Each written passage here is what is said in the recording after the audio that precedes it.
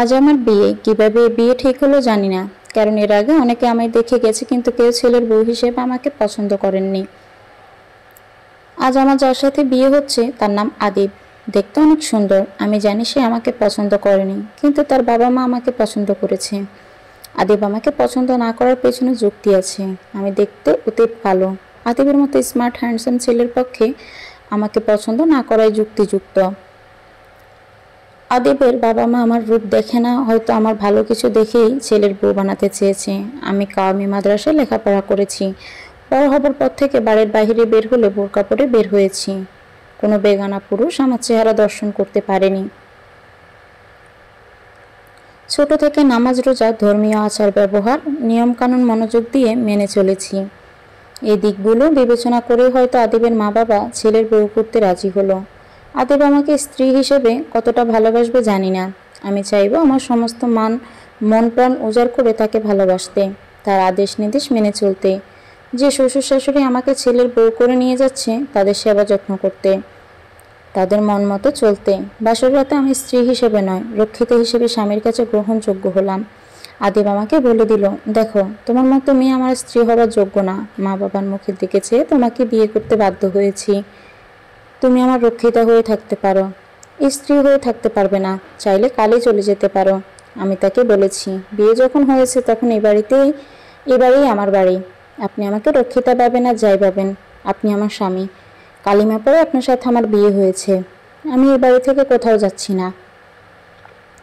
কথা শেষ না হতে আদিব তার পুরুষত্ব জাহির করতে ঝাঁপিয়ে পড়ে আমার উপর। অমানবিক জুলুম করে প্রমাণ করে দেয় আমি তার রক্ষিতা। আমার চোখের জল তার নজরে আসেনি। কেন আসবে? আমার কষ্ট তার কাছে কিছুই না। সে ব্যস্ত তার কামনা নেশায়।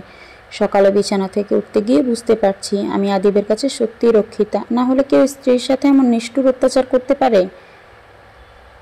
আমার মা বাবা খুব খুশি, ভালো করে আমাকে বিয়ে দিয়ে। বউভাতে এসে আমাকে জিজ্ঞেস করেছিল, মা তুই কেমন আছিস? মুখে একটু হাসি এনে বলেছি, আমি অনেক ভালো আছি। আমার মলিন মুখ, চোখের নিচের ঘুম না হওয়া কালো দাগ দেখেও মা বাবা বুঝতে পারেনি আমি কতটা ভালো আছি। তাদের ধারণা বড় করে বিয়ে দিয়েছে, মেয়েতে সুখেই আছে। বিয়ের পর বাবার বাসায় 2বার গিয়েছি। বাবা এসে একবার নিয়ে গিয়েছে। আমি একা যাই বাবার সাথে, আদিব যায়নি। অনেক জোরাজুরি করেছেন বাবা। আদিব বাবার মুখের উপর বলে দিয়েছে, আপনি আপনার মেয়েকে নিয়ে যান, আমাকে জোর করবেন না। আমি আপনার মেয়েকে কখনোই স্ত্রী মনে করি না। আর শ্বশুরবাড়ি যাবে প্রশ্নই আসে না। আদিবের কথা শুনে বাবার চোখে পানি চলে আসে। আমি একাই বাবার সাথে যাই। কয়েকদিন থাকার পর আমার শ্বশুর আমাকে নিয়ে আসেন। শ্বশুর বাড়ি আসার সময় মা আমাকে ধরে খুব কান্না করে, বলে, মারে কি করবি? তোর ভাগ্যে আছে এমন স্বামী, তাকে নিয়েই তোকে জীবন কাটাতে হবে। আল্লাহ আল্লাহ কর, হয়তো আদিব একদিন তোকে ভালোবাসবে। কি আর করবি, মেয়েদের ভাগ্যই এমন। শত জ্বালা যন্ত্রণা সহ্য করে স্বামীর সংসার করতে হয়। প্রায় 1 বছর হতে চলল আমাদের বিয়ের। এই 1 বছর আদিব আমাকে কখনো স্ত্রীর চোখে দেখেনি। তার সেই রক্ষিতা হয়েই আছি। রাত কিংবা দিন নয়, যখন ইচ্ছে লালসা মেটাতে ঝাঁপিয়ে পড়ে আমার উপর। আমার কষ্ট হয়, তার চোখে পড়ে না। বাধা দিতে গেলে গায়ে হাত তুলে। এক রাতে নেশা করে বাসায় এসে খুব অত্যাচার শুরু করে। আমি প্রতিবাদ করাতে খাট থেকে লাথি মেরে আমাকে ফ্লোরে ফেলে দেয়। আমার পায়ে আঘাত লাগে। আমি ব্যথায় চিৎকার করে উঠি। আদিব বলে, আমার চাহিদা পূরণ করতে না পারলে আমার খাটে তো জায়গা হবে না। থাক ফ্লোরে পড়ে, সারা রাত সেখানেই থাক, খাটে শুইতে আসবি না। আমার কান্না তার মনকে নরম করতে পারেনি। একবারও জানতে চাইনি আমি কেন কান্না করছি। সারা রাত বসেছিলাম খাটে মাথা দিয়ে, পা ব্যথায় উঠতে পারেনি। সকালে ঘুম ভেঙে আদিব বলল চা এনে দিতে। আমি অনেক কষ্টে চা করে নিয়ে আসি। শাশুড়ি মা আমার পায়ের দিকে চেয়ে জানতে চাই কি হয়েছে। আমি বলেছি বাথরুমে পড়ে গিয়েছিলাম। শাশুড়ি মা শ্বশুরকে বলে ওষুধ এনে দিয়েছে। আমি কয়েকদিন পা নিয়ে ঠিকমতো হাঁটতে পারিনি। তা দেখেও আদিব একটিবার জিজ্ঞাসা করেনি বা ওষুধ এনে দেয়নি। সে অবস্থায় আমার উপর সে স্বামিত্ব দেখিয়েছে। আদিব প্রতি রাতে আমাকে দর্শন করে, কারণ আদিব আমার ইচ্ছের বিরুদ্ধে আমার সাথে শারীরিক সম্পর্ক করত। আমার ইচ্ছে না ইচ্ছের কোনো মূল্যই ছিল না আদিবের কাছে। জোর করে শারীরিক সম্পর্ক করা তো ধর্ষণের শামিল। আমি দর্শিত হতাম নিজ স্বামীর হাতে। আমার উপর এত অন্যায় অত্যাচার আমার শ্বশুর শাশুড়ি বুঝতে পারে, কিন্তু নিজের ছেলেকে কিছু বলে না। আমাকে বলে, বৌমা তুমি একটু সহ্য করে নাও, দেখবে একদিন সব ঠিক হয়ে যাবে। ঠিক হবে কিনা জানি না, কিন্তু আমি আমার ভাগ্য বলে মেনে নিয়েছি। আদিবের অত্যাচার, আদিবের জন্য মেয়েদের সাথে রিলেশন ছিল। অনেক রাত পর্যন্ত মেয়েদের সাথে ফোনে কথা বলতো, মাঝে মাঝে কিছু মেয়েকে বাসায় নিয়ে আসতো। তার মা বাবা জানতে চাইলে বলতো বান্ধবী হয়। আমি বুঝতাম কেমন বান্ধবী হয় সেই মেয়েগুলো। মেয়েদের সাথে ছিল আদিবের দৈহিক সম্পর্ক। আমি কিছু বলতে গেলে আদিব আমাকে বলতো, তুমি যেখানে আছো থাকো, সীমা অতিক্রম করতে এসো না, তাহলে বাসা থেকে তাড়িয়ে দিব। চুপ করে যেতাম এমন কথা শুনে। চুপ না হয়ে উপায় কি? মধ্যবিত্ত ঘরের মেয়ে আমি, বাবা অনেক কষ্টে আমাকে বিয়ে দিয়েছে। ছোট দুই বোন আছে। আদিব আমাকে তাড়িয়ে দিলে বাবার বাড়ি গিয়ে বাবার উপর বোঝা হয়ে যাব। কয়েকদিন ধরে শুনছি আদিব ইংল্যান্ড চলে যাবে। সে যে বিদেশ কোম্পানিতে চাকরি করে, সেই কোম্পানি তাকে ইংল্যান্ডের লন্ডনে পোস্টিং করেছে। আমার ধারণা আদিব আমাকে সঙ্গে নিয়ে যাবে না।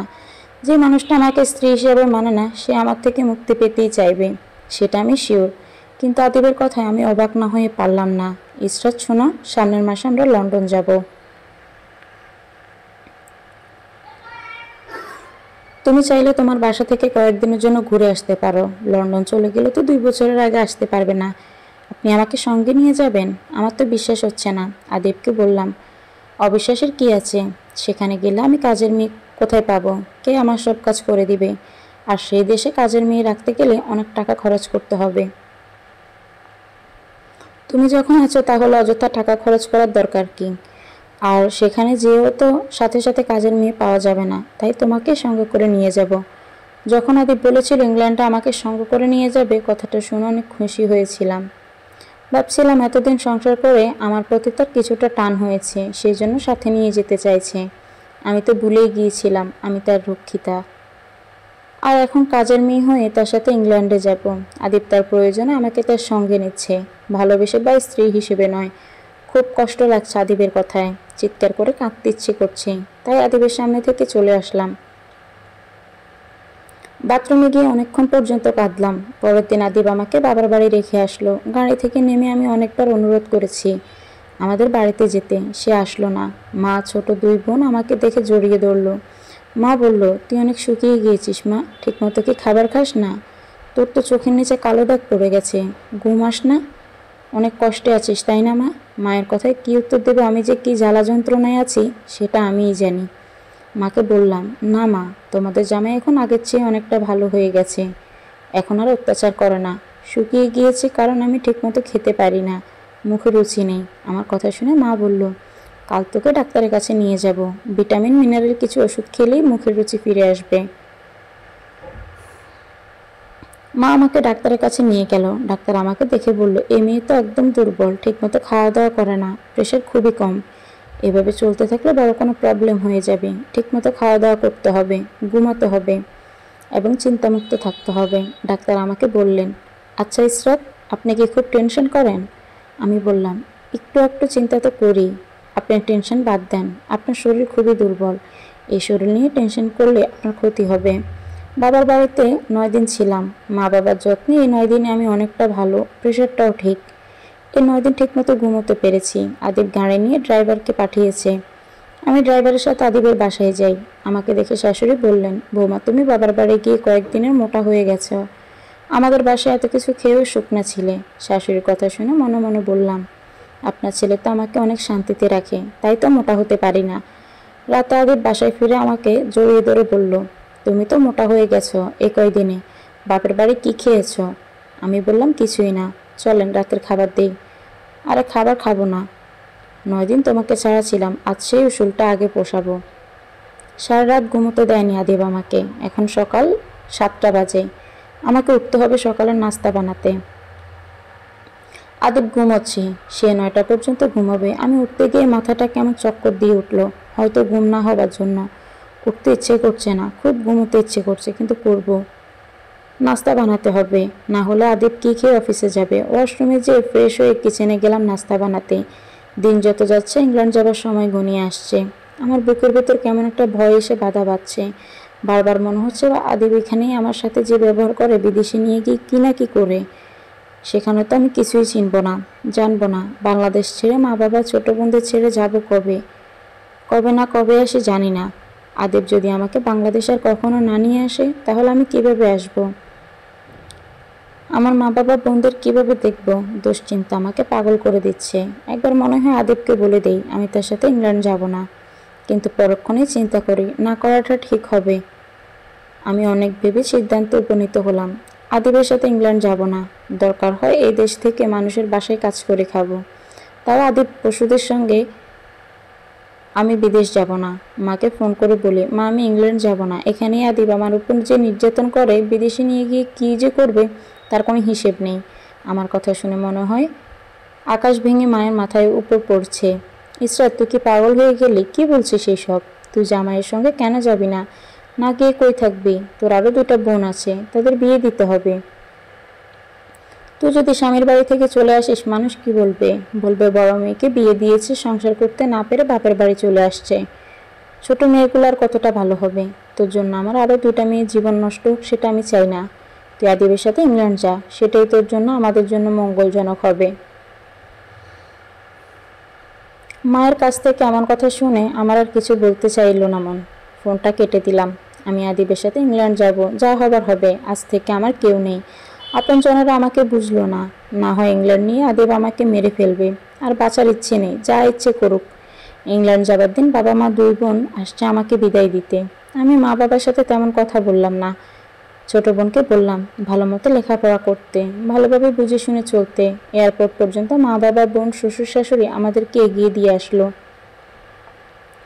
আদিব আমাকে নিয়ে লন্ডন শহরে অভিজাত এক ফ্ল্যাটে উঠল। সেখানেই শুরু হলো আমাদের পরবাস জীবন।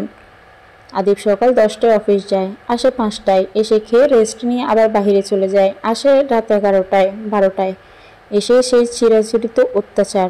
সারাদিন আমি রুমের ভিতর আর ব্যালকনিতে দাঁড়িয়ে কাটাই। খুব একা মনে হয় নিজেকে। বাংলাদেশ থাকতে বাসায় শ্বশুর শাশুড়ি কাজের মেয়ে ছিল, তাদের সাথে কথা বলতে পারতাম। এখানে সারাদিন রুমের ভিতর আমি একা।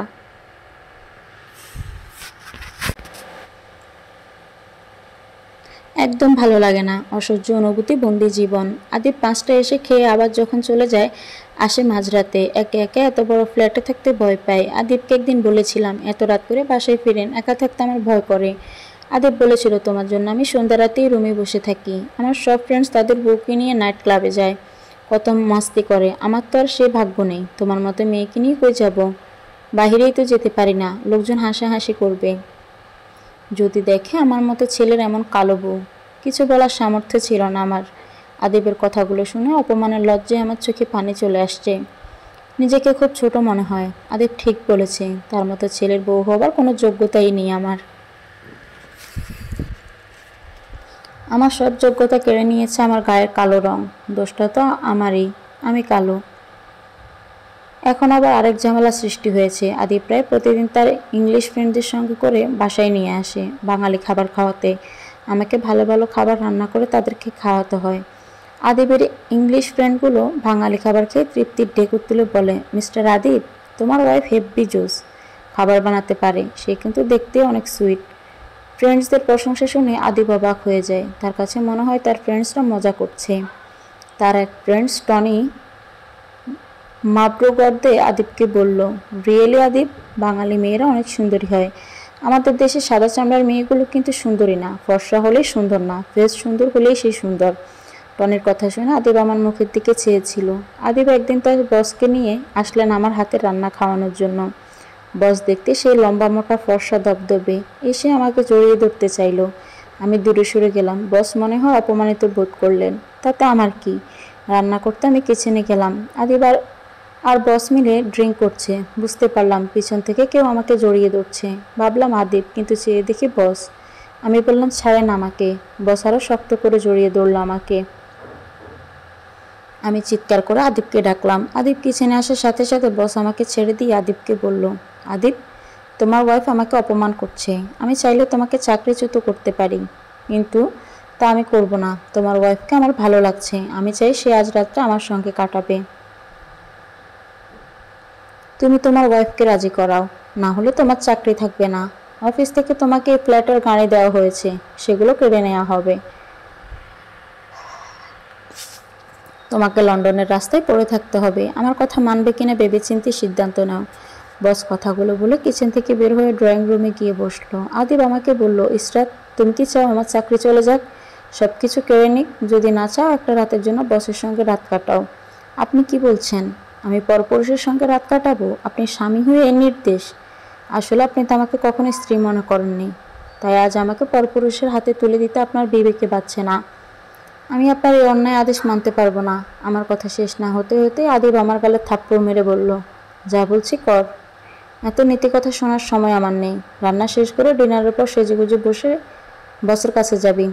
আমার মনে হচ্ছে আত্মহত্যা করি, মরে যাব, তবু অন্য পুরুষের ভোগের সামগ্রী হব না। মৃত্যু ছাড়ার উপায় নেই। কোথায় যাব আমি? এই শহরে কিছুই তো চিনি না, কোনো আপন মানুষ নেই। বাংলাদেশ হলে এখনই বাসা থেকে চলে যেতাম, কিন্তু কি করবো এখন? আত্মহত্যা করারও সাহস পাচ্ছি না। যা আছে কপালে, আমি পালাবো।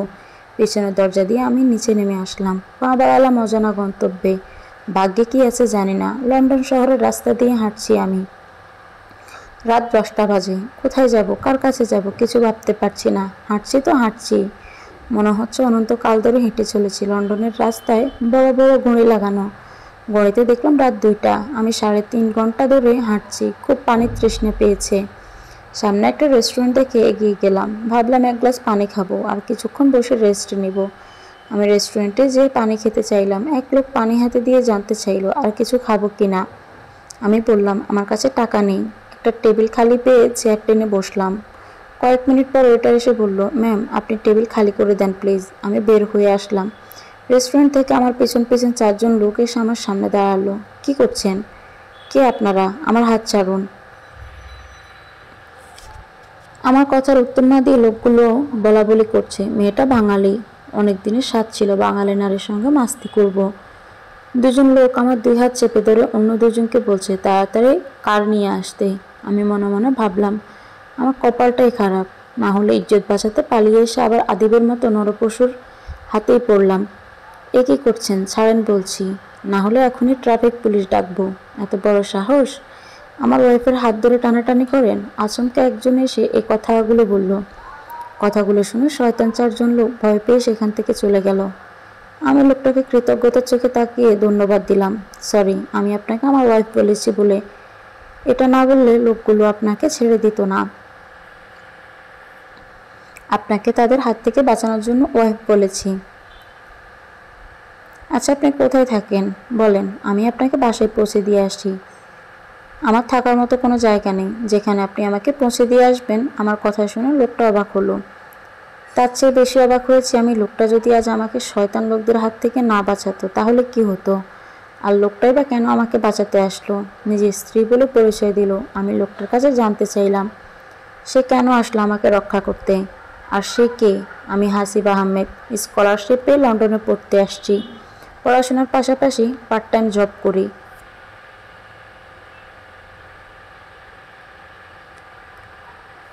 বাংলাদেশে মা বাবা ভাই আছে। আমি এখন ডিউটি শেষে রেস্টুরেন্টে খাবার খেতে আসছিলাম। দেখলাম আপনি রেস্টুরেন্টে এসে পানি খেতে চাইলেন। ওয়েটার আপনাকে খাবার অর্ডার করতে বললেন, আপনি বললেন খাবেন না, খালি টেবিল পেয়ে বসলেন। সেখান থেকে ওয়েটার আপনাকে তুলে দিল। সব কিছু আমি লক্ষ্য করেছিলাম। আর আপনার চেহারা দেখে বুঝতে পারলাম আপনি কোনো প্রবলেমে আছেন, তাই আপনার পিছু পিছু আমিও রেস্টুরেন্ট থেকে বের হয়েছি। তারপর দেখলাম লোকগুলো আপনার সঙ্গে অসভ্য আচরণ করছেন। একজন বাঙালি হিসেবে আমার দায়িত্ব একজন বিপদগ্রস্ত মানুষকে সাহায্য করা। সেই দায়িত্ববোধ থেকে সাহায্য করতে এগিয়ে আসলাম। লোকটা মানে হাসিবের কথা শুনে মনে হলো সব পুরুষ মানুষ আদিবের মতো না। পৃথিবীতে এখনো ভালো মানুষ আছে, মনুষ্যত্ব আছে। হাসিব জানতে চাইল আমি এদেশে কিভাবে আসলাম। রাস্তা দিয়ে হাঁটতে হাঁটতে আমার জীবনের ঘটে যাওয়া সমস্ত কিছু তাকে বললাম। হাসিব জানতে চাইল আপনি এখন কোথায় যাবেন, কিছু চিন্তা করেছেন? তার প্রশ্নে আমি নিশ্চুপ। কি বলবো, কোথায় যাব? যাবার তো কোনো জায়গা নেই। আমি বুঝতে পারছি আপনার যাবার কোনো জায়গা নেই, কিন্তু মেয়ে মানুষ হয়ে এভাবে যদি রাস্তায় রাস্তায় ঘুরেন খারাপ লোকদের খপ্পরে পড়বেন। আপনি যদি চান আমার ফ্ল্যাটে থাকতে পারেন। আমার পড়াশোনা শেষে যখন আমি বাংলাদেশে চলে যাব তখন আপনি আমার সাথে যেতে পারবেন। আমি আপনাকে আপনার মা বাবার কাছে পৌঁছে দিয়ে আসব।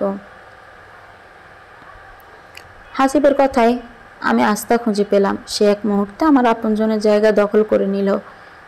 যেখানে কেউ কারো সাহায্যে এগিয়ে আসে না, সেখানে অপরিচিত একজন মানুষ আমাকে তার ফ্ল্যাটে আশ্রয় দিতে রাজি হলো। আমার আর কী বা বলার থাকতে পারে? সে আমার জন্য যা করতে চাইছে, এখন তো নিজের মানুষের জন্য এতটুকু করে না। আপনি মনে হয় ক্ষুধার্ত, কিছু খেয়ে নেন। এটা বলেই হাসিব একটা রেস্টুরেন্টে ঢুকে পড়ল। আমাকে কিছু বলার সুযোগ না দিয়ে আমি তার সাথে সাথে গেলাম। সে কিছু খাইল না, আমি খাইলাম। সে বসে রইল। বললাম, আপনি কিছু খান। আপনি যে রেস্টুরেন্টে পানি খেতে গিয়েছিলেন সেখানে আমি খেয়েছি, এখন আর খেতে পারবো না। খাবার পর কিছুক্ষণ হেঁটে হাসিবের ফ্ল্যাটের সামনে আসলাম। আমি তাকে জিজ্ঞেস করলাম, আপনি কি একা থাকেন নাকি আরও কেউ থাকে আপনার সাথে?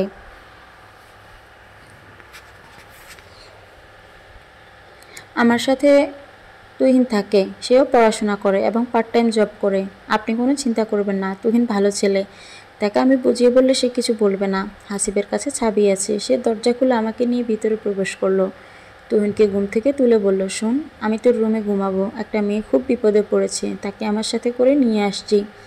সে আজ থেকে এখানেই থাকবে। হাসিবের কথায় তুহিন খেপে গেল। কি বলছিস তুই? চিনিস না, জানিস না, রাস্তা থেকে এক মেয়ে সঙ্গে করে নিয়ে এসে বলছিস আমাদের সাথে থাকবে? তুই কি পাগল হয়ে গেলি?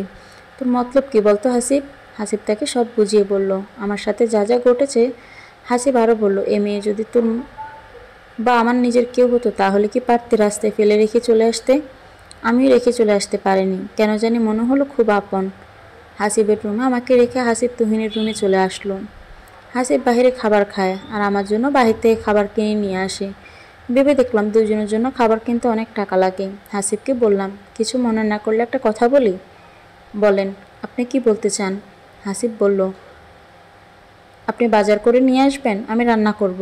এমনিতেই দুজনের জন্য খাবার কিনতে অনেক টাকা লাগে, রান্না করে খেলে ততটা খরচ হবে না। আমার কথায় হাসিব বলল, আপনার যদি কষ্ট না হয় আপনি যা বলছেন তাই হবে। তুহিনকেও বলবো আমাদের সাথে খেতে। ঠিক আছে বললেন। রান্না করতে কি কষ্ট হবে? আমি তো আগেও রান্না করেছি। সারাদিন আমার তো কোনো কাজ নেই, রান্না বান্না করলে সময়টা কাটবে। হাসিব আমার দিকে চেয়ে মুচকি হাসি দিয়ে ভার্সিটি চলে গেল। ভার্সিটি থেকে আসার সময় হাসিব রান্না করার জন্য যাবতীয় জিনিসপত্র বাজার করে নিয়ে আসে। রান্না শেষে আমি হাসিব আর তুহিনকে খাবার খেতে দেই। তুহিন বলছে, আপু, আপনি আমাদের সঙ্গে বসে খান। আমি বললাম, না ভাইয়া, আপনারা খান, আমি পরে খাবো। আপনি কি আমাদেরকে পর ভাবেন? একসঙ্গে খাবার খেতে প্রবলেম কি? কোনো কিছুতে সংকোচ বোধ করবেন না, মনে করবেন আমরা আপনার নিজের লোক। আমি আর না করতে পারলাম না। হাসিবের কথা শুনে তাদের সাথে খেতে বসলাম। কেউ আমাকে কখনো এমন করে বলেনি। সবাই কালো বলে তাচ্ছিল্য করেছে। নিজের পরিবার ব্যতীত কেউ কোনোদিন আমাকে ভালোবাসেনি। হয় অবহেলা করেছে, নয় করুণার চোখে দেখেছে। আজ হাসিব যেভাবে বলল, সেই বলাতে করুণা ছিল না, আপনজনের স্পর্শতা ছিল। এখানে আছি প্রায় 1 মাসের বেশি হয়ে গেল। কখনো হাসিব আমার দিকে ভালো করে তাকিয়ে দেখেনি। আমার সাথে কথা বলার সময় মাথা নিচু করে কথা বলে। আমাকে সে শ্রদ্ধার চোখে দেখে। আমার যা কিছু প্রয়োজন আমি না চাইতেও সে এনে দেয়। তুহিন আমাকে আপু বলে ডাকে, সে ফ্রি মাইন্ডে কথা বলে। তুহিন আপু বলে ডাকলেও তার ফ্রি মাইন্ডের কথা বলা আমার পছন্দ না। সেদিন হঠাৎ করে তুহিন আমাকে প্রশ্ন করে, আচ্ছা আপু, আপনি কি বিয়ে করবেন না? কাউকে দেখে শুনে বিয়ে করে নেন, আপনার বয়স তো তেমন না। কত আর হবে, 22-23। একা থাকতে আপনার খারাপ লাগে না? তুহিনের মুখে এমন কথা শুনে মেজাজ খুব গরম হয়ে যায়, কিন্তু রাগ চেপে রেখে বলি, দেখেন তুহিন, আপনি আমাকে আপু বলে ডাকেন, তাহলে আমি আপনার কি হই? বড় বোন। বড় বোনকে এরকম প্রশ্ন করতে আপনার রুচিতে বাঁধল না? কিছু না বলে তুহিন আমার সামনে থেকে চলে গেছে। আমি বুঝতে পারি দুইজন অবিবাহিত যুবক ছেলের সঙ্গে একই ফ্ল্যাটে থাকা ঠিক হচ্ছে না, কিন্তু আমার তো না থেকে উপায় নেই। তারপরও বলবো, আমি অনেক নিরাপদে সম্মানের সহিত আছি। তুহিন যেমনই হোক, হাসিব অনেক ভালো, তার জন্যই আমি নিজের ইজ্জত সম্মান নিয়ে তাদের সঙ্গে থাকতে পারছি। হাসিব চাইলে যা ইচ্ছে করতে পারে, আমি তো নিরুপায়, যাবার কোনো জায়গা নেই। হাসিবের মন মানসিকতা একদম অন্যরকম। আদিবের সাথে হাসিবের আকাশ পাতালের পার্থক্য।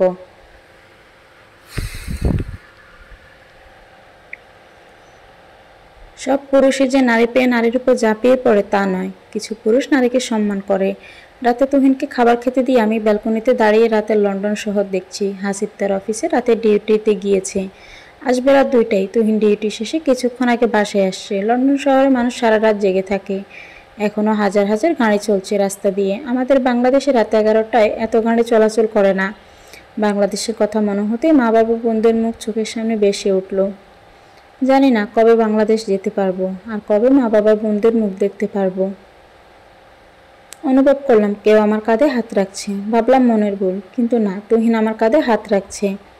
আপনার সাহস তো কম না, আমার শরীর স্পর্শ করেন, হাত সরান। আমার কথার গুরুত্ব না দিয়ে তুহিন আমার খুব কাছে ঘেঁষে দাঁড়ায়। আমি বললাম, দেখেন তুহিন, আপনি কিন্তু কাজটা ভালো করছেন না।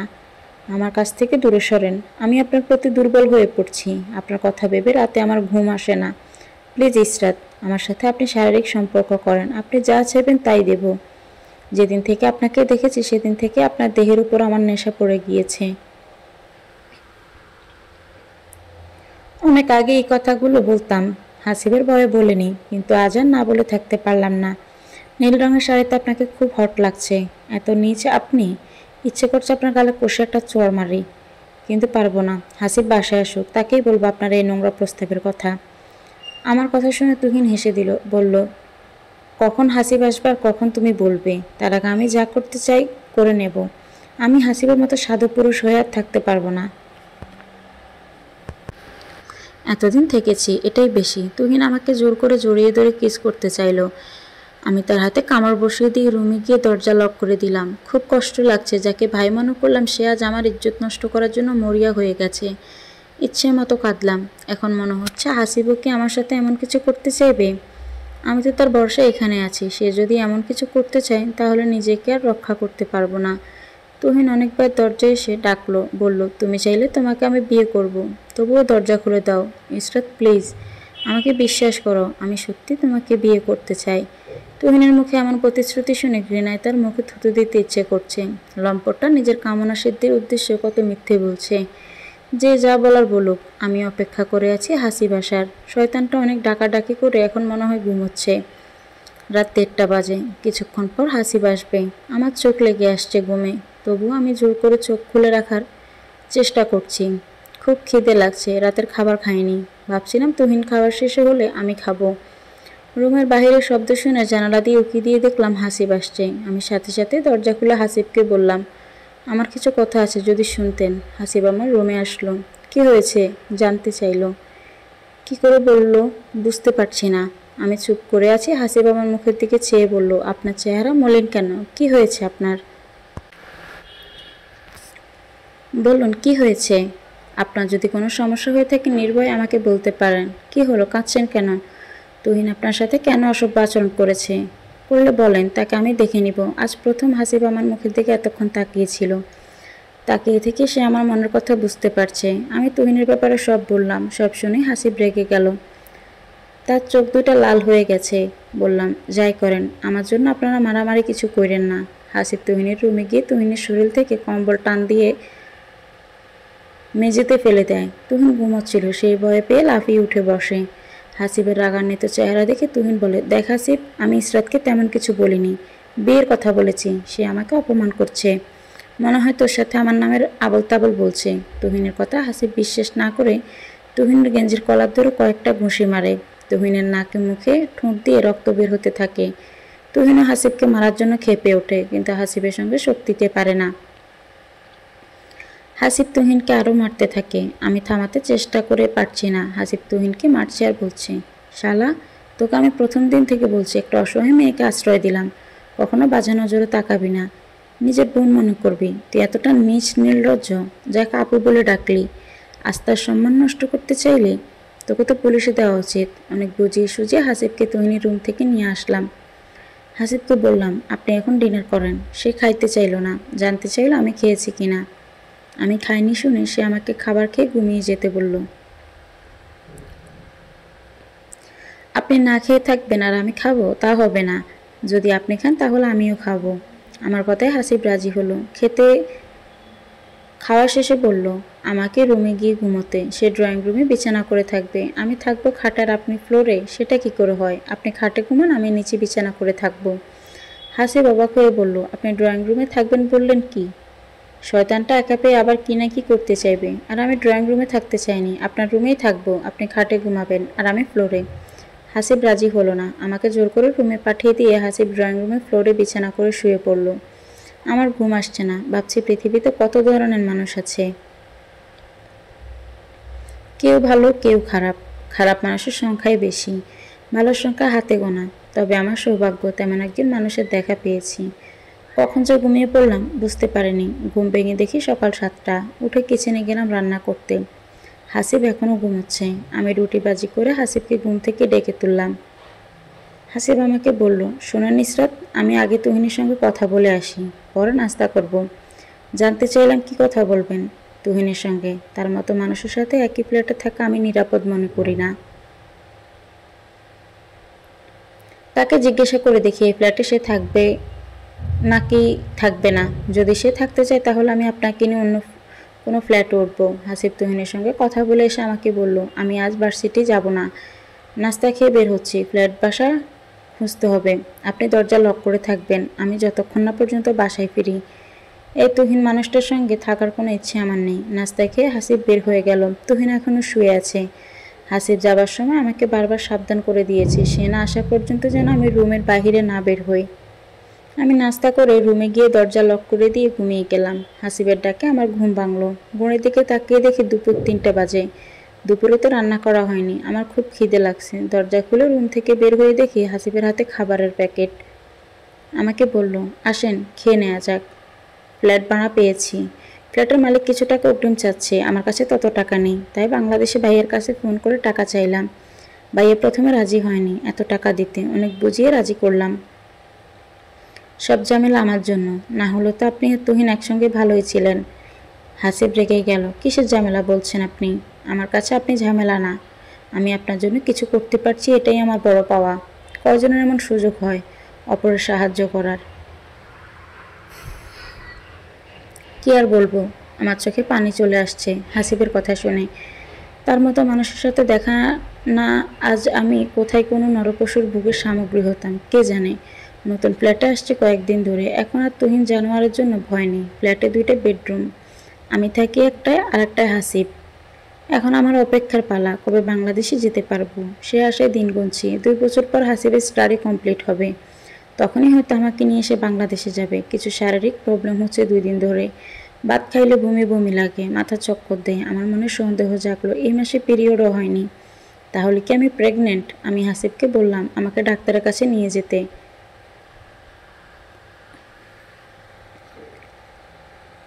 সে জানতে চাইলো আমার কি হয়েছে। বললাম শরীর ভালো না।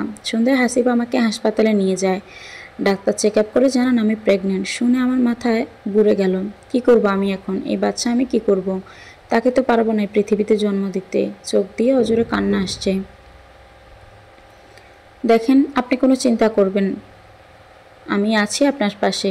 আপনি যদি চান এই বাচ্চাকে আপনি পৃথিবীতে আনতে পারেন। হাসিবের কথায় প্রত্যুত্তর বললাম, আপনি আমার জন্য যতটুকু করেছেন সেটাই অনেক বেশি। আমি চাইনি এই বাচ্চাকে জন্ম দিতে। কি পরিচয় দেব মানুষের কাছে? কে এই বাচ্চার বাবা? আদিব কখনো এই বাচ্চাকে সন্তানের স্বীকৃতি দিবে না। সে তো আমাকে স্ত্রী মনে করেনি। কখনো আর আমার সন্তানকে নিজের সন্তান বলে স্বীকার করা তার পক্ষে অসম্ভব।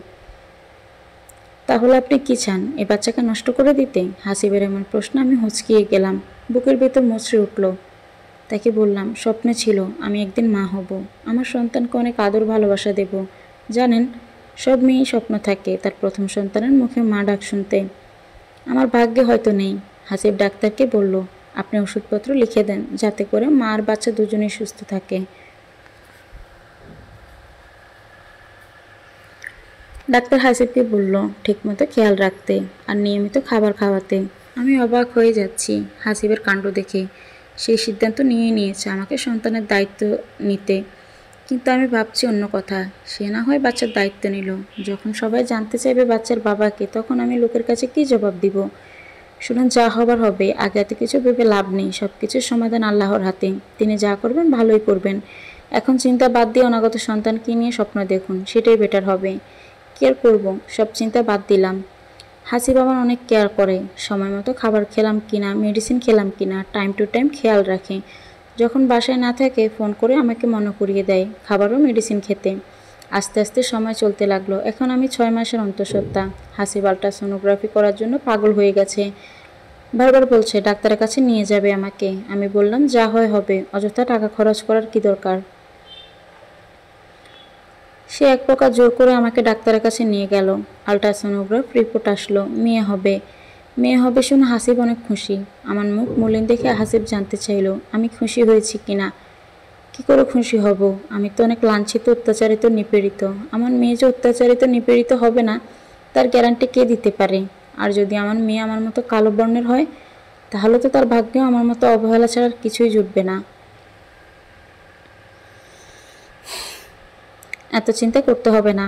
আপনাকে একদিন বলছি না আল্লাহর উপর ভরসা রাখতে, তিনি সব কিছু ঠিক করে দিবে।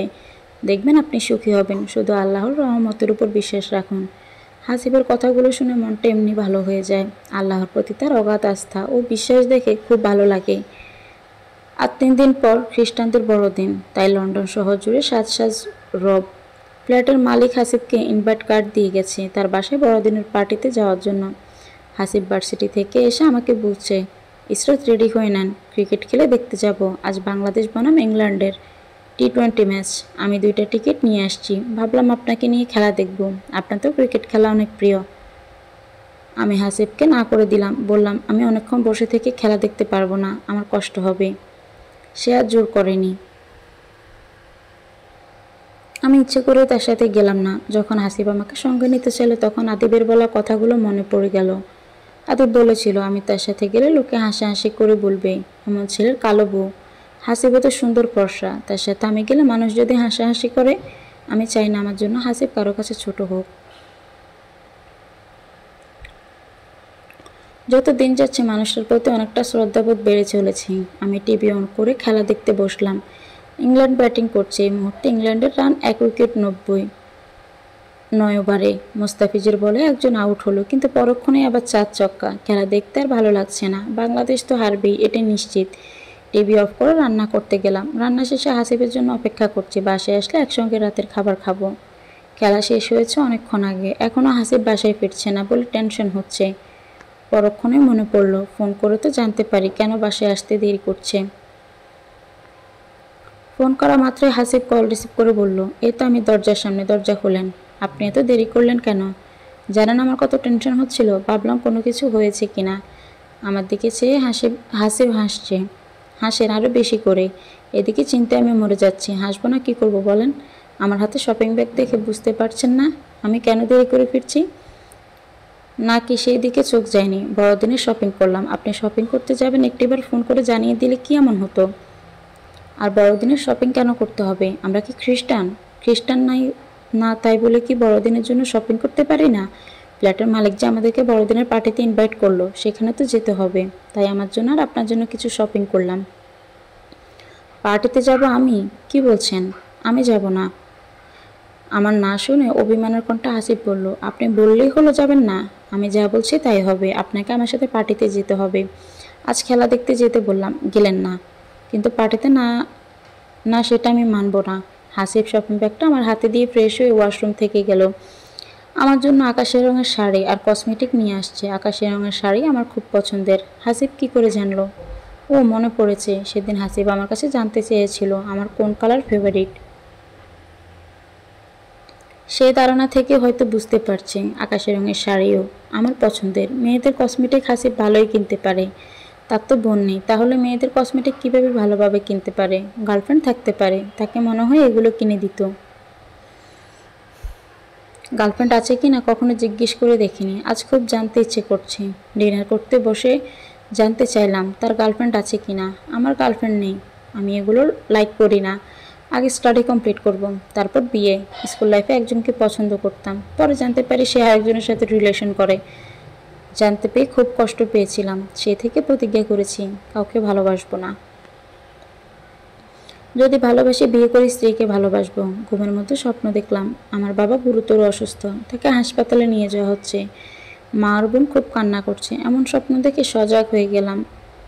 আমারও খুব কষ্ট লাগছে বাবার জন্য। 1 বছর ধরে তাদের সঙ্গে কোনো যোগাযোগ নেই। অবশ্য হাসিবকে বললে ফোনে আমাকে বাবা মার সঙ্গে কথা বলিয়ে দিত। আমি ইচ্ছে করে কথা বলতে চাইনি। মাকে যখন বলেছিলাম ইংল্যান্ডে আসবো না, মা আমাকে যে কথাগুলো বলেছিল, মায়ের মুখ থেকে ওইরকম কথা শুনে অনেক কষ্ট পেয়েছিলাম। এখন স্বপ্নটা দেখার পর খুব ইচ্ছে করছে মা বাবার খবর জানতে। সকাল হবার অপেক্ষা করতে থাকলাম। হাসিব ঘুম থেকে উঠলেই বলবো বাংলাদেশে ফোন করে দিতে। কয়েকবার রিং বাজতে ছোট বোন মিলি ফোন রিসিভ করলো। জানতে চাইলো কে আমি। পরিচয় দিতে বলতে শুরু করলো, আপু তুই এটা কি করলি? আতিফ ভাইয়া না হয় তোর উপর অত্যাচার করেছে, তাই বলে তুই অন্যজনের সঙ্গে পালিয়ে যাবি? মনে হয় ভালোই আছিস, না হলে এতদিন পর আমাদের কথা মনে হলো? মিলির কথা শুনে আমি অবাক হয়ে গেলাম। আমি পালিয়ে অন্যজনের সঙ্গে? তাদেরকে এই কথা কে বলেছে? মিলির কাছে আমি জানতে চাইলাম। গত মাসে আদিপ ভাইয়া বাংলাদেশে আসছে। সে বলছে আদিপ ভাইয়া তো আমাকে ডিভোর্স দিয়েছে, বাংলাদেশ থেকে বিয়ে করে বউ নিয়ে আবার ইংল্যান্ডে চলে গেছে। আদিপ আমার নামে এত বড় মিথ্যা অপবাদ দিতে পারলো? আর পারবে না কেন?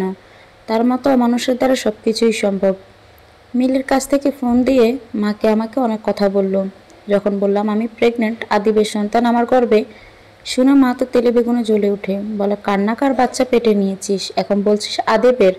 তো এই কথা আদেব মেনে নিবে নাকি? সে তোকে ডিভোর্স দিয়ে বিয়ে করে ফেলেছে। যার বাচ্চা পেটে নিয়েছিস তাকেই বল বিয়ে করতে, নাকি সে এখন তোকে বিয়ে করে না? আমি ফোন কেটে দিলাম। ফোনের স্পিকার বাড়ানো ছিল। মায়ের বলা সব কথা হাসিব শুনছে। লজ্জায় ঘৃণায় আমার মরে যেতে ইচ্ছে করছে। হাসিবের সামনে থেকে চলে গিয়ে রুমের দরজা বন্ধ করে দিলাম। হাসিব বারবার দরজায় ধাক্কাচ্ছে, আমাকে বলছে দরজা খুলে বাইরে বের হতে। আমি বের হচ্ছি না। যখন বলল তার খিদে লাগছে খাবার দিতে, তখন বের হয়ে পারলাম না। ইসরাত, আপনি একটু চিন্তা করবেন না? যে যাই বলুক আমি আছি আপনার পাশে। এই অবস্থায় আপনি যদি বেশি চিন্তা করেন তাহলে বাচ্চার উপর খারাপ প্রভাব পড়বে। মরে যাক এই বাচ্চা। আমি চাই না এই বাচ্চা পৃথিবীতে আসুক। কি পরিচয় দেবে এই সমাজকে? এই বাচ্চার বাবা সবাই জানবে আমি জারজ বাচ্চা জন্ম দিয়েছি। তখন তো আমাকে আত্মহত্যা করতে হবে। নিজের মা বোন যখন আমাকে বিশ্বাস করলো না, অন্য মানুষ তো আমাকে খারাপ বলবেই। আমি আগেই বলেছিলাম বাচ্চাটা নষ্ট করে ফেলি, শুধু আপনার জন্য পারলাম না। আপনিই বলুন, বাংলাদেশে গেলে সবাই যখন জানতে চাইবে এই বাচ্চার বাবাকে, তখন আমি কি বলবো?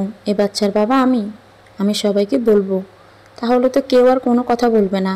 আপনি আমাকে বিয়ে না করে কিভাবে বাচ্চার বাবা হবেন? মুখের কথা বললেই তো আর কেউ বিশ্বাস করবে না। আর আপনি কি পারবেন বাংলাদেশে যে আমার আর আমার মেয়ের সমস্ত দায়িত্ব নিতে? আপনার ফ্যামিলি যখন জানতে পারবে আপনি আমাকে আমার মেয়েকে সাহায্য করেছেন, তখন কিছুতেই এটা আপনার ফ্যামিলি মেনে নেবে না। অবশ্যই আমি আপনার আর আপনার সন্তানের সমস্ত দায়িত্ব নেব, এবং আমার ফ্যামিলি সব কিছু মেনেও নেবে। কারণ আমি আপনাকে বিয়ে করে স্ত্রীর মর্যাদা দিয়ে বাংলাদেশে ফিরব। আমার মা বাবা ভাই ভাবি সবাই জানবে আপনি আমার স্ত্রী, আর আপনার সন্তানের বাবা আমি। সেটা কিছুতেই সম্ভব না। আমার মতো মেয়ে আপনার স্ত্রী হবার যোগ্য না।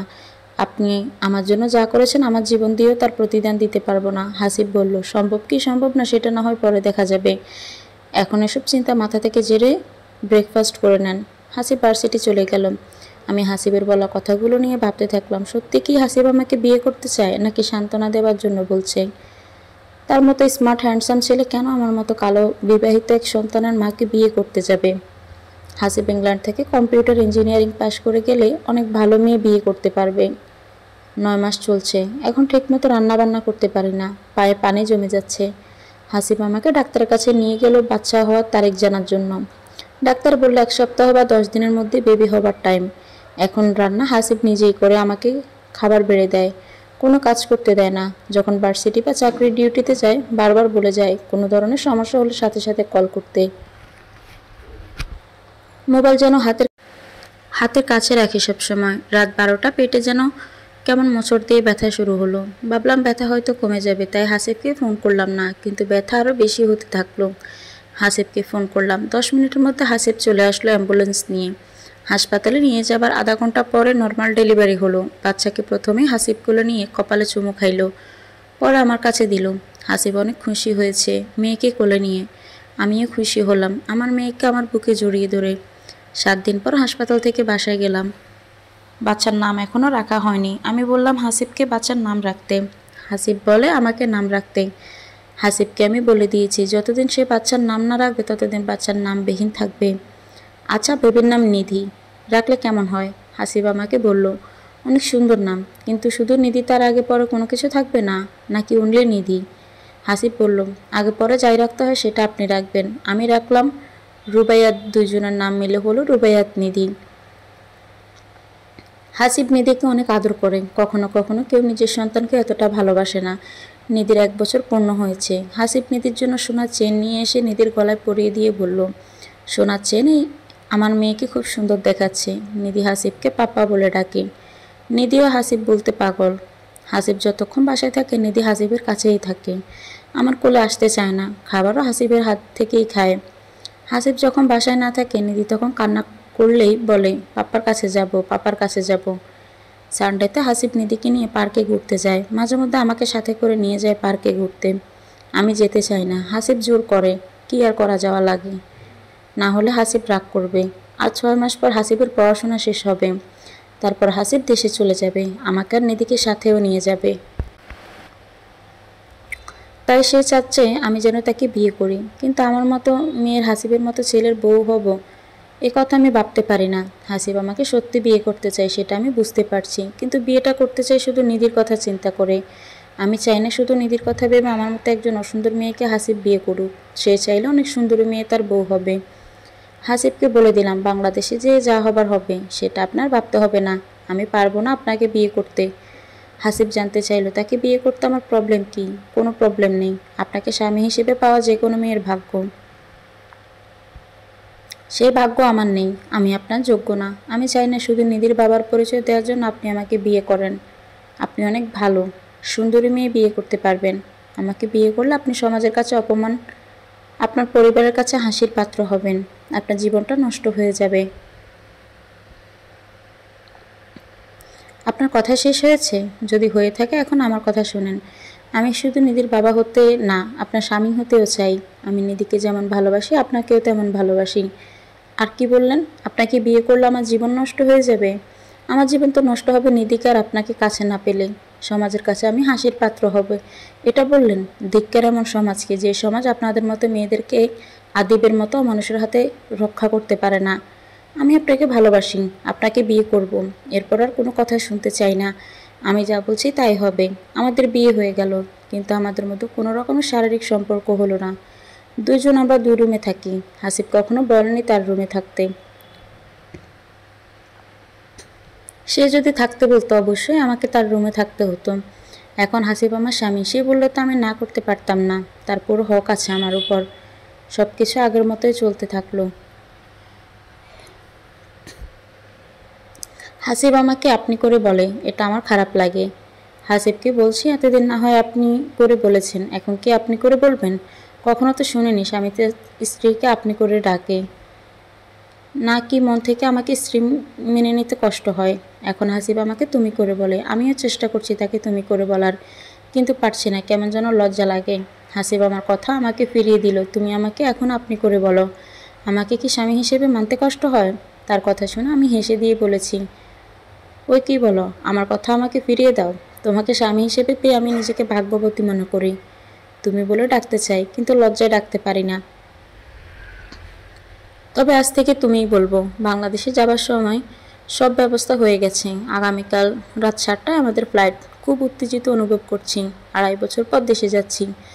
মা বাবার বোনদের মুখ দেখতে পারবো, সেটা সম্ভব শুধু হাসিবের জন্য। হাসিব যদি আমাকে আশ্রয় না দিত তাহলে এতদিন আমি কোথায় না কোথায় বেসে যেতাম খড়কুটোর মতোই। এখন আমি নিশ্চিন্ত মনে বাংলাদেশ যেতে পারছি। মা বাবার সামনে যেয়ে বলতে পারবো হাসিব আমার স্বামী, আমার সন্তানের বাবা হাসিব। বাংলাদেশে পৌঁছে হাসিব আমাকে বলল, চলো আগে তোমাদের বাসায় যাই, সেখানে তোমাকে রেখে আমি আমার বাসায় যাব। বাবা মা ভাইয়াকে বোঝাতে হবে, বলতে হবে ইংল্যান্ডে থাকাকালীন আমি এক অসহায় বাঙালি মেয়েকে বিয়ে করে ফেলেছি, তোমাদের না জানিয়ে। আমার 1.5 বছর বয়সী মেয়ে আছে, যেভাবে হোক তাদেরকে বুঝিয়ে তোমাকে আমার বাসায় নিয়ে যাব। এখন যদি হুট করে তোমাকে বাসায় নিয়ে যাই তাহলে বাবা ভাইয়া বেশি উত্তেজিত হয়ে যাবে। হাসিব আমাকে নিয়ে আমার বাবার বাড়িতে আসলো। আমার মা বাবা যখন জানতে পারলো হাসিব আমার স্বামী আর নিধির বাবা আর ইংল্যান্ড থেকে কম্পিউটার ইঞ্জিনিয়ারিং পাশ করেছে, মা খুব খুশি হয়ে আমাকে জড়িয়ে ধরল। মনে মনে ভাবলাম, আজ যদি হাসিব আমাকে বিয়ে না করতো তাহলে তোমরা আজ খুশি না হয়ে কুকুরের মতো ব্যবহার করে আমাকে তাড়িয়ে দিতে। হাসিব আমাকে রেখে তার বাসায় চলে যেতে চাইলো। মা বাবা কিছুতেই তাকে যেতে দিতে চায় না। বাবা হাসিবকে বলছেন, বাবা তুমি আজ প্রথম আমাদের বাসায় আসছো, একটা রাত অন্তত থেকে যাও। হাসিব মা বাবাকে বুঝিয়ে বলল, আরেকদিন আসলে থাকবে, এখন তার বাসায় যেতে হবে, না হলে সমস্যা হবে। মায়ের অনেক জোরাজোরিতে হাসিব নাস্তা খেয়ে গেল। যাবার সময় নিধিকে কোলে নিয়ে বলল, নিধিকা তোমাকে রেখে যেতে আমার খুব কষ্ট হচ্ছে, কিন্তু কি করব, আগে তো মা বাবা ভাইয়াকে বোঝাতে হবে। আমি চলে গেলে তুমি চিন্তা করো না, আমি ফিরে আসবো 2-1 দিনের মাঝে, তুমি নিধির দিকে খেয়াল রেখো। বাংলাদেশের আবহাওয়া নিধি অসুস্থ হয়ে যেতে পারে, তুমি বিশেষভাবে নিধির যত্ন নিও। হাসিব নিধিকে কপালে চুমু দিয়ে আমার কোলে তুলে দিল। আমার হাত ধরে হাসিব বলল, ইসরাত, আমি তোমাকে ভালোবাসি, একদম ভয় পেও না, ভেবো না আমি ফিরে আসবো না। আমি হাসিবকে বললাম, আমি তোমাকে বিশ্বাস করি। যে মানুষটা আমার জন্য এত কিছু করতে পারে তাকে অবিশ্বাস করা অসম্ভব। লন্ডন থেকে আসার সময় হাসিব সবার জন্য শপিং করেছে। আমার মা বাবা বোনদের জন্য অনেক কিছুই শপিং করেছে। মা বাবা আর ছোটো বোন মিলিকে তাদের জন্য কেনা ড্রেসগুলো দিলাম। মেজ বোন ইমা তার বিয়ে হয়ে গেছে, তার জন্য কেনা জিনিসগুলো রেখে দিলাম। মাকে বললাম ফোন করেই মাকে কাল আসতে বলতে। হাসিব আমার কাছে 10,000 টাকা দিয়ে যায়। আমি কিছু টাকা বাবার হাতে দিলাম। জামা ইঞ্জিনিয়ারিং অনেক টাকা রোজগার করবে, হয়তো জামাইয়ের টাকায় বসে খেতে পারবে। সে আসে আমার মায়ের মুখ ঝলমল করছে। আমার মা বাবার রূপ পাল্টে গিয়েছে। আমাকে আর নিধিকে কি আদর, কোল থেকে নিধিকে নামাতেই চায় না। মনে মনে ভাবি স্বার্থের জন্য মানুষ কতটা বদলে যেতে পারে। মা ইমাকে ফোন করে জানালো আমি বিদেশ থেকে আসছি, আর সবার জন্য অনেক কিছু নিয়ে এসেছি। ইমা তার স্বামীকে নিয়ে চলে আসলো। আমি তো জানতাম না ইমার বিয়ে হয়েছে, তাই তার বরের জন্য কিছু আনিনি। ইমার হাতে 3,000 টাকা দিয়ে বললাম, তোর বরকে এই টাকাগুলো দিয়ে বল শপিং করতে। ইমা খুব খুশি তার বরকে শপিং করতে টাকা দিয়েছি বলে।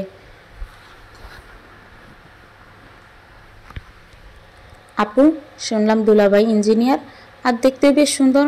তোর তো সেই কপাল রে, ভালোই করেছিস আদিব শয়তানটাকে ছেড়ে দিয়ে। এখন তো ইঞ্জিনিয়ারের বউ। দুলাভাই অনেক টাকা ইনকাম করবে, সব টাকা তোরই হবে। তুই চাইলে মা বাবাকে আমাদেরকে সাহায্য করতে পারবি। এখন বলছিস আদিব শয়তান ছিল। আমি তোদেরকে কতবার বলেছি আদিব আমাকে অত্যাচার করে, তোরা কি বলেছিলি? ওরকম অত্যাচার সব স্বামীরাই করে। ইংল্যান্ড যাবার আগে মাকে বলেছিলাম আমি ইংল্যান্ড যাব না।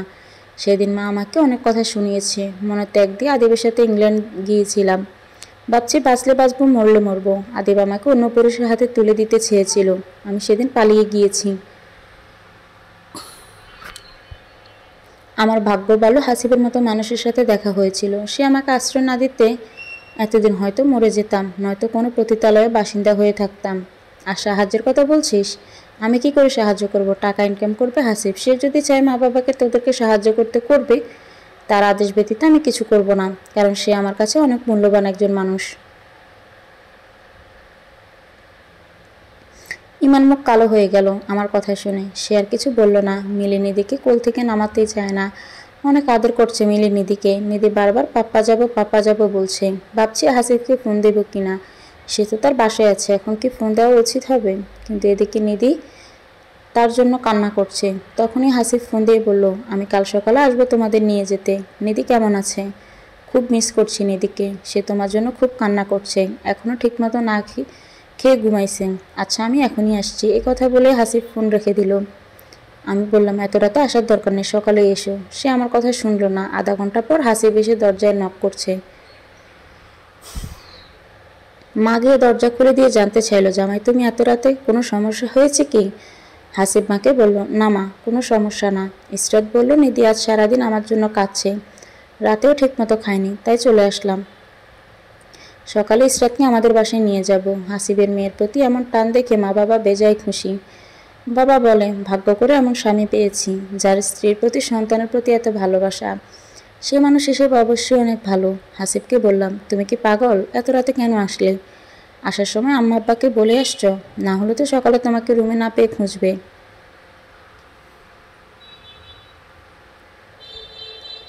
আম্মু আম্মু ঘুমিয়েছে, আব্বু টিভি দেখছিল। বললাম, আব্বু নিধি আমার জন্য কাঁদছে, আমি এখন নিধির কাছে যাচ্ছি, সকালে তাদেরকে নিয়ে চলে আসব। আব্বু বলেছিল সকালে যেতে পারতি, এত রাতে না যেয়ে আমি চলে আসলাম। হাসিবের কাছে জানতে চাইলাম, আম্মা আব্বা আমাকে মেনে নিল?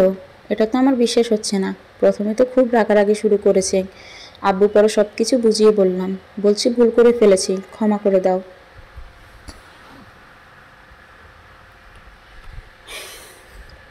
নিধির পিক দেখালাম, তোমাদের পিক দেখালাম। নিধির পিক দেখে আব্বু আম্মু শান্ত হয়ে গেল। আম্মু আব্বুকে বলল, দেখো হাসিব কিন্তু ছোটবেলা দেখতে এমন ছিল, হাসিবের মেয়ে হাসিবের মতো হয়েছে। আর রাগ করে কি হবে, ছেলের বউ আর নাতিনকে মেনে নাও। ভাইয়া ভাবি একটু প্রতিবাদ করেছিল, আব্বু ধমকে দিয়েছে, পরে আর তারা কিছু বলেনি। আব্বু বলেছে কাল তোমাদেরকে বাসায় নিয়ে যেতে। হাসিবের বাসায় আমাকে মেনে নিতে রাজি হয়েছে শুনে আমার বুকের উপর থেকে একটা পাথর নেমে গেল। আমি ভেবে নিয়েছিলাম হাসিবের মা বাবা আমাকে মেনে নেবে না, আজ প্রথম আমি হাসিব এক বিছানায় শুয়েছি, এখন থেকে এক বিছানায় থাকতে হবে, না হলে তো সবাই বলবে স্বামী স্ত্রী হয়ে কেন আমরা আলাদা বিছানায় ঘুমাই। নিধি মাঝখানে, আমি আর হাসিব দুজন দুই পাশে। হাসিব বলল, ইসরাত, তোমার মনে হয় সংকোচ লাগছে আমার সঙ্গে ঘুমোতে? আজ রাতটা কোনো মতে কাটিয়ে দাও। আমার বাসায় গেলে একসঙ্গে থাকা লাগবে না, আমার রুমে সোফা আছে, আমি সেখানেই ঘুমোবো। তুমি নিধিকে নিয়ে খাটে ঘুমাবে? তুমি এতটাই সাধু পুরুষ নিজের স্ত্রীকে দূরে সরিয়ে রাখতে চাও? আমাকে কি তুমি ভালোবাসো না? কেন দূরে সরে থাকতে চাও? বিয়ে করেছো কিন্তু স্ত্রীর অধিকার এখনো দাও না। আমি কি এতটাই নগণ্য যে তোমার স্পর্শ পাওয়ার যোগ্যতা আমার নেই? হাসিব আমার মুখে হাত দিয়ে চাপ দিয়ে ধরে ফেলে, বলল, আল্লাহ, লজ্জিত করো না আমাকে। এখানে না, আমার বাসায় যে সব হবে। হাসিব নিধিকে তার বুকের উপর তুলে নিল। নিধি হাসিবের বুকের উপর ঘুমাচ্ছে। হাসিব একটা হাত আমার গলার নিচে দিয়ে আমাকে জড়িয়ে ধরল। আমি তার আরেকটা হাত আমার হাত রেখে ঘুমিয়ে গেলাম। সকালে নাস্তা করে হাসিব আমাদেরকে নিয়ে তার বাসায় গেল। পল্লবীতেই তার বাসা। বাসার ভেতর অনেক সুন্দর, অনেক ফুলের গাছ লাগানো চারিদিকে। বাসার ভেতর ঢুকতেই হাসিবের আম্মু এসে নিধিকে কোলে নিল। শ্বশুর শাশুড়িকে সালাম করলাম। হাসিবের ভাবি হাসিবকে বলল, এমন মেয়ে বিয়ে করেছো পছন্দ করে? কি রুচি তোমার? হাসিব তার ভাবিকে বলল, আপনার গায়ের রং ফর্সা বলেই কি আপনি নিজেকে সুন্দরী ভাবেন? একবার ইসরাতের সাথে আয়নার সামনে গিয়ে দাঁড়িয়ে দেখেন কি সুন্দরী। ইসরাতের গায়ের রং আপনার চেয়ে একটু কালো, কিন্তু ফেস আপনার চেয়ে সুন্দর। আচ্ছা থাকো তোমার সুন্দরী বউ নিয়ে, আর কখনো কিছু বলবো না। এ কথা বলে হাসিবের ভাবে রুমে চলে গেল। ভালোই যাচ্ছে আমাদের সংসার। এখন শ্বশুর শাশুড়ি আমার প্রতি দারুণ খুশি, কারণ আমি সংসারের দায়িত্বগুলো নিজ হাতে তুলে দিয়েছি। কাজের মেয়ে থাকা সত্ত্বেও রান্না আমি করি। সকালে বিকেলে চা করে দিই শ্বশুর শাশুড়িকে, তাদের সেবা যত্ন করি। ভাবি কোনো কাজ করেন না, খাবার সময় খায় আর সারাদিন টিভি দেখে, মোবাইল নিয়ে পড়ে থাকে। তার একটা বেবি আছে 6 বছর, নাম ইফাত। তার দেখাশোনা আমার শাশুড়ি করে। আমি যখন নিধিকে খাওয়াই তখন ইফাতকে খাইয়ে দেই। ইফাত আমাকে ছোট আম্মু বলে ডাকে। হাসিব সরকারি চাকরি পেয়েছে, আইটি সেক্টরে। সেই সংসারে সমস্ত খরচ দেয়। আগে আমার বাসুর সব খরচ দিত। এখন আমার বাসুর শ্বশুরকে বলে, তোমার ছেলেকে বিদেশে লেখাপড়া করে ইঞ্জিনিয়ার বানাইছো। সে এখন সরকারি চাকরি করে, অনেক ভালো বেতন পায়, তাকে বলো সব খরচ চালাতে। হাসিব তার বেতনের বেশিরভাগ টাকা তার বাবার হাতে তুলে দেয়, আর বাদ বাকি টাকা আমার কাছে রাখে। আমি টাকা আমার কাছে রাখতে চাইনি। হাসিব বলে, আমার টাকা মানে তোমার টাকা, যখন ইচ্ছে করবে খরচ করবে। সে বলেছে খরচ করতে, কিন্তু আমার খরচ করার প্রয়োজন পড়ে না, না চাইতে সব কিছু পেয়ে যাই। আজ শুক্রবার, ছুটির দিন। হাসিব আমাকে রেডি হতে বলল। কেন জানতে চাইলাম। সে বলল, নামাজের পর নুহাসপল্লী ঘুরতে যাবে। বিকেলে নুহাসপল্লীর উদ্দেশ্যে রওনা দিলাম নিজেদের গাড়ি করে, সাথে ইফাতকে নিয়ে গেলাম। নুহাসপল্লী থেকে ঘুরে আসতে রাত 8টা বেজে গেছে।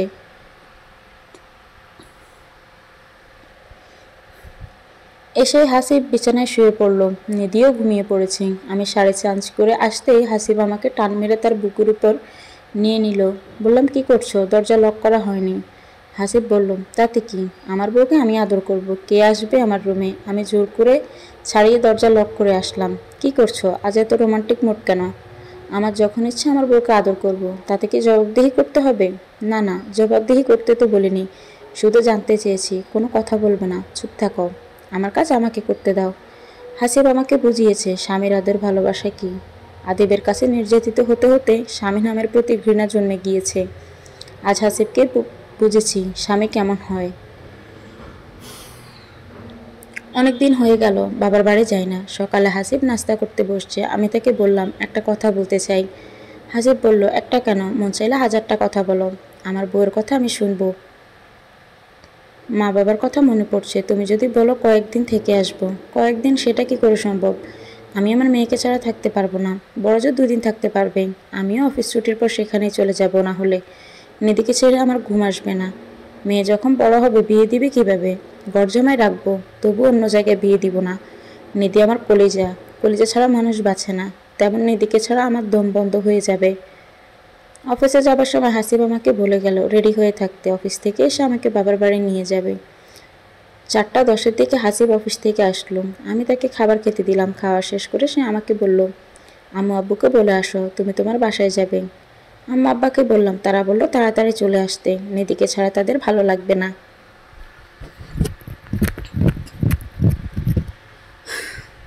যাওয়ার রাস্তায় হাসিব গাড়ি থামিয়ে থেকে নামলো শপিং করতে। জানতে চাইলাম এখন শপিং করার কি দরকার। সে বলল আম্মা আব্বা আর মিলির জন্য শপিং করবে। আমি তাকে শপিং করতে দিলাম না, বললাম যখন শ্বশুরবাড়ি যাবে তখনই তোমার শপিং করে নিয়ে যেতে হবে। এটা কেমন কথা? শপিং করতে না পেরে অনেকগুলো ফল আর মিষ্টি কিনে নিয়ে আসলো। আচ্ছা তুমি কি তোমার শ্বশুরবাড়ি যাচ্ছ নাকি মেয়ের জামাইয়ের বাড়ি যাচ্ছ? কেন তোমার এত কিছু নিয়ে যেতে হবে? হাসিব বলল ধরো আমি মেয়ের জামার বাড়িই যাচ্ছি।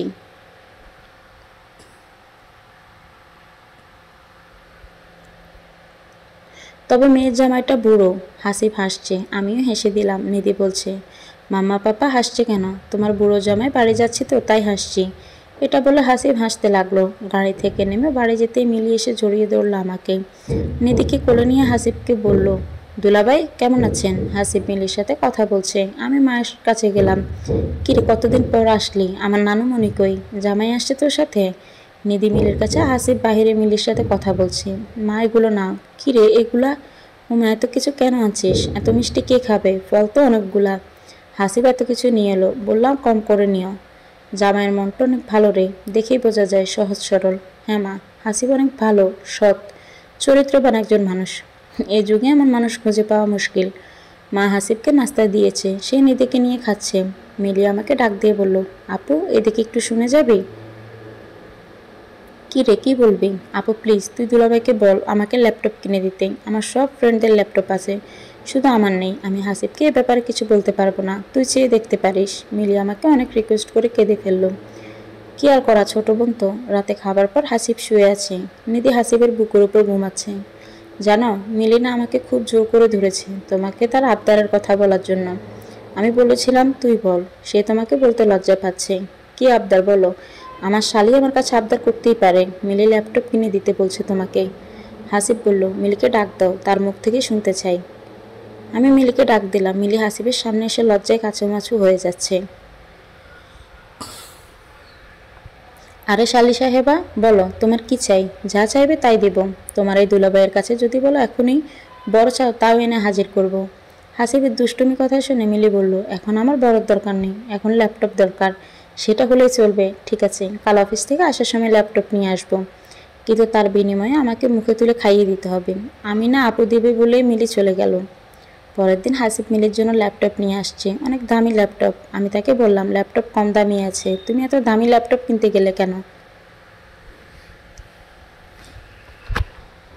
শালিকে দেব, দামি তো দিতেই হবে। কেউ যখন জানতে চাইবে তোর দুলাভাই কত টাকা দিয়ে ল্যাপটপ কিনে দিয়েছে, কম দাম শুনে সবাই মনে করবে আমি একজন কৃপণ লোক। তুমি কি চাও তোমার স্বামীকে কে কৃপণ ভাবুক? কি বললো? আমি হাসিবের যুক্তির সাথে পারবো না, কিন্তু আমি চাই না সে অযথা টাকা খরচ করুক। ভালোই চলছে আমাদের বিবাহিত জীবন। এর মধ্যে একদিন তুহিন আসলো। আমি গোসল করে বাথরুম থেকে বের হয়ে দেখি তুহিন আমার বাসুর আর শ্বশুরের সাথে বলছে আমার আগে বিয়ে হয়েছিল আর নিধি হাসিবের সন্তান না। সব কিছু শুনে আমার শ্বশুর আমাকে ডাকছে তুহিনের কথা সত্য কিনা প্রমাণ করতে। আমি হাসিবকে তাড়াতাড়ি ফোন করে বললাম তুমি এখনই বাসায় আসো, তুহিন এসে সব কিছু বলে দিয়েছে। হাসিব আমাকে বলল আমি এক্ষুনি আসছি, তুমি কোনো কিছু স্বীকার করবে না, বলবে নিধি আমার মেয়ে।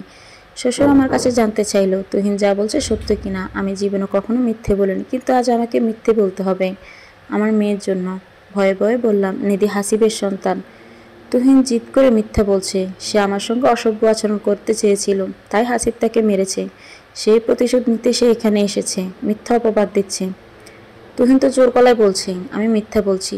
তুহিন আমার শ্বশুর শাশুড়িকে বলল বাংলাদেশে আসার কয়েক মাস আগে হাসিব ইসরাতকে বিয়ে করেছে। হাসিব এসে তুহিনকে ইচ্ছামতো মার শুরু করলো। তুহিন মার খেয়ে দৌড়ে পালালো। তোমরা অন্য মানুষের কথা শুনে আমার স্ত্রী সন্তানকে সন্দেহ করো? কোথাকার কোন তুহিন এসে বলল নিধি আমার সন্তান না, সেটা বিশ্বাস করে নিলে? হ্যাঁ, ইসরাতের বিয়ে হয়েছিল একটা অমানুষের সাথে, সে তাকে অনেক অত্যাচার করেছে। আমি তাকে আশ্রয় দিই। ইসরাত আমার সঙ্গে 2.5 বছর ছিল। আমার সন্তান ইসরাতের পেটে আসে, তাই আমি তাকে বিয়ে করে স্ত্রীর মর্যাদা দিয়ে বাংলাদেশে নিয়ে আসছি। নিধি আমার ওরসজাত সন্তান, তাকে নিয়ে কেউ কিছু বললে আমি তা সহ্য করব না।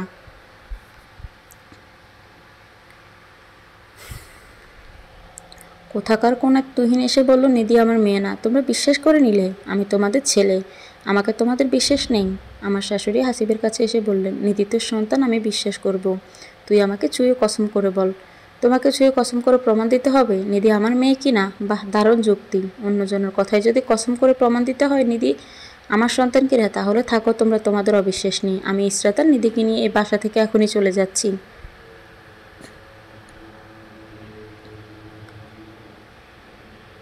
হাসিব আমাদের রুমে এসে সব কাপড় চোপড় ব্যাগে তুলতে শুরু করেছে। আমাকে বলছে সব রেডি করতে, আজই বাসা ছেড়ে চলে যাবে। আমি ঠায় দাঁড়িয়ে আছি। কি হতে যাচ্ছে? হাসিব আমার মেয়ের জন্য নিজের পরিবার ছেড়ে দিচ্ছে? শুধু আমার আর আমার মেয়ের জন্য হাসিব এত কিছু করছে? হাসিবের ভাবি শ্বশুর শাশুড়ির কাছে গিয়ে ফিসফিস করে কি যেন বলল। আমার শ্বশুর এসে হাসিবকে বাধা দিয়ে বলল, তোর কোনো কসম করতে হবে না, তোর মায়ের কি কিছু বুঝে না?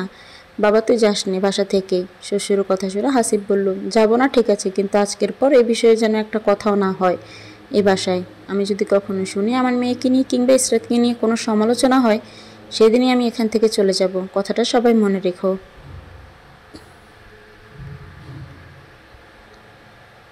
সেদিনের পর থেকে কেউ কোনো কথা বলেনি, কিন্তু আমার শ্বশুর শাশুড়ি এখন আগের মতো আমাকে পছন্দ করে না, সেটা আমি বুঝতে পারি। তারা এখন নিধিকে কোলে নেয় না। নিধি দাদু দাদু বলে কাছে গেলে একটু কথা বলে, না হলে কাছে ডাকে না। এতদিন তো নিধি নিধি করে পাগল ছিল, মানুষের রূপ এত সহজে কিভাবে পাল্টাতে পারে সেটা ভেবে অবাক হই। হাসিব আমাকে মাঝে মাঝে জিজ্ঞাসা করে বাসার লোকেরা আমার সঙ্গে কীরকম ব্যবহার করে, আর নিধিকে আগের মতো আদর করে কি না।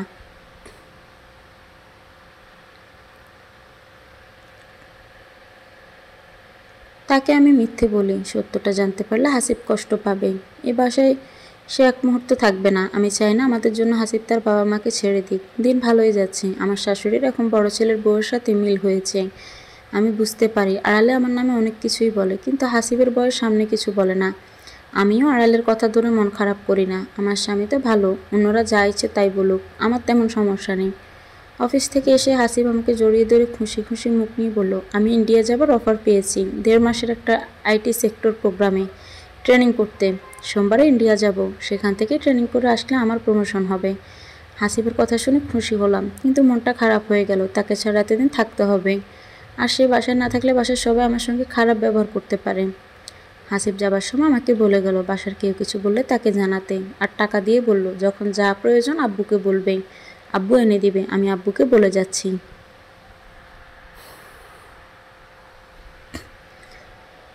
হাসিব যাবার পর থেকে আমার শাশুড়ির সাহস বেড়ে গেছে। সে এখন সামনাসামনি আমাকে কথা শোনাচ্ছে। নিধি কাছে গেলে বলে, কান্নাকার সন্তান কি কিনা জারজ, আর এই মেয়ের জন্য আমার ছেলের কি দরদ। হাসিব বলেছিল বাসায় কেউ কিছু বললে তাকে জানাতে, কিন্তু আমি তাকে এখন কিছু জানাতে চাই না। সে যদি জানতে পারে ট্রেনিংয়ে মনোযোগী হতে পারবে না, দুশ্চিন্তা করবে আমাদের জন্য। কথা শুনে আমি চুপচাপ থাকি। অপেক্ষা করছি হাসিব আসার। সকালে নাস্তা বানাতে গেলাম। শাশুড়ি তার বড় ছেলের বউয়ের সাথে বলছে, এ মেয়ের মুখ দেখতে ইচ্ছে হয় না, কি করব তবুও দেখতে হচ্ছে। এ মেয়ের কি কোনো লজ্জা শরম নেই? এত কথা বলছে, গায়ে লাগে না? অন্য মানুষ হলে বাসা ছেড়ে চলে যেত। যা বলল। কি করে যাবে? অন্যজনের জারজ সন্তানকে হাসিবের গাড়ি ঝুলাইছে। আর সহ্য করতে পারলাম না। বললাম, ঠিক আছে, আমি আপনাদের বাসা থেকে এখনই চলে যাচ্ছি। আমার মুখ আর আপনাদের দেখতে হবে না।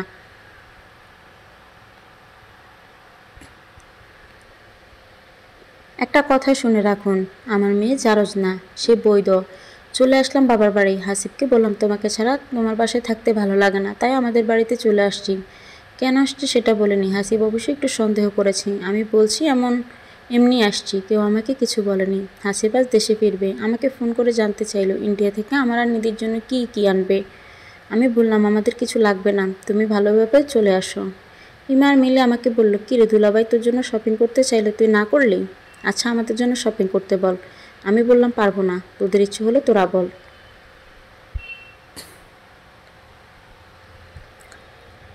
ইমা আমার মোবাইল দিয়ে হাসিবকে কল দিয়ে বলল, দুলাভাই আপনার 2টা শালি আছে, তাদের জন্য শপিং করে নিয়ে আসবেন। ইমা কাল শ্বশুর বাড়ি থেকে আসছে। আমার বোনগুলো অনেক লোভী। হাসিব বাংলাদেশে এসে আগে ওদের বাসায় গেল, বিকেলে আমার এখানে আসছে, বড় একটা ব্যাগ তার হাতে। সবার জন্য শপিং করে নিয়ে আসছে। নিধির জন্য অনেক খেলনা এনেছে। মা বাবা ইমা মিলি খুশিতে বাগ বাগ হয়ে বলতেছে, হাসিব অনেক বড় মনের মানুষ। সবার আনন্দিত চেহারা দেখে ভাবি, হাসিব দিতে পারে বলে অনেক ভালো হয়ে গেছে, না দিলে ভালো হয়ে পারতো না তোমাদের কাছে। হাসিব বলল, এখানে তো অনেকদিন থাকলে, চলো বাসায় চলে যাই। বললাম, ওই বাসায় আমি আর যাবো না, আমার মুখ তাদের দেখতে ইচ্ছে হয় না। আমার লজ্জা শরম নেই বলে তাদের বাসায় পড়ে থাকি। নিধিকে বারবার জারজ সন্তান বলে ডাকে। কি আমার মেয়েকে জারজ বলেছে? এত বড় সাহস! আমি তাদেরকে একদিন বলে দিয়েছিলাম, যেদিন নিধিকে নিয়ে কেউ বাজে কথা বলবে সেদিন আমি ওই বাসা ছেড়ে চলে যাব।